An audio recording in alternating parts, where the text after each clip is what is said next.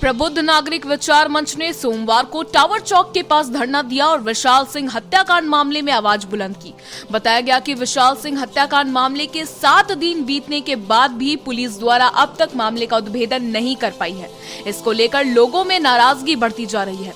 यहाँ तक कि एसआईटी में शामिल अधिकारी भी इस मामले में कुछ बोलने को तैयार नहीं है, जिससे नाराज प्रबुद्ध नागरिक विचार मंच के लोगों ने सोमवार को शहर के टावर चौक पर धरना देकर गिरिडीह पुलिस के खिलाफ प्रदर्शन किया।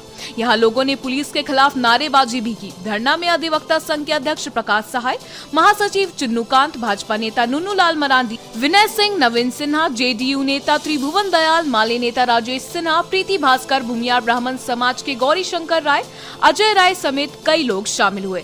इस दौरान धरना को संबोधित करते हुए विभिन्न राजनीतिक दल के लोगों के साथ साथ भूमियार समाज के लोगों ने गिरिडीह पुलिस पर जमकर निशाना साधा और कहा कि पुलिस सिर्फ अवैध वसूली में शामिल है।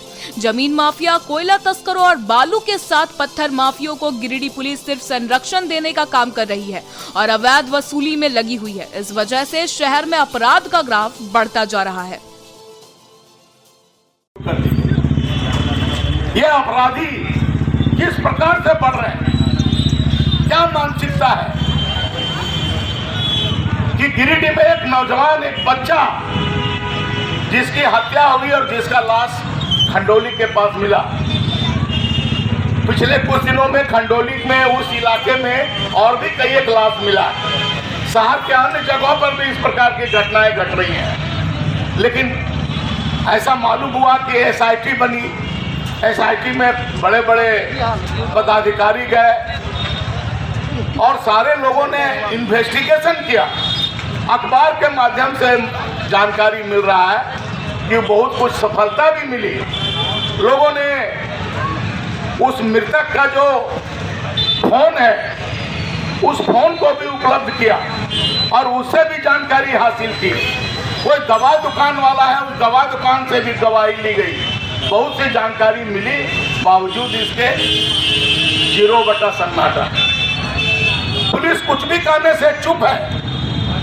ये यहाँ के प्रशासन के लिए, चाहे वो पुलिस प्रशासन हो, चाहे जनरल प्रशासन हो, चाहे झारखंड की सरकार हो, इस सारे लोगों के लिए शर्म का विषय है। और यहाँ के गिरिडीह की जनता के लिए भी ये बड़ा अफसोस का विषय है कि इतना सेंसिटिव इशू, उस इशू में भी और पुलिस सक्रिय होकर के, और यदि आपने इंक्वायरी किया कि इसका क्यों नहीं इसका उद्भेदन हो रहा है, ये बहुत ही चिंताजनक, बहुत अफसोसजनक है।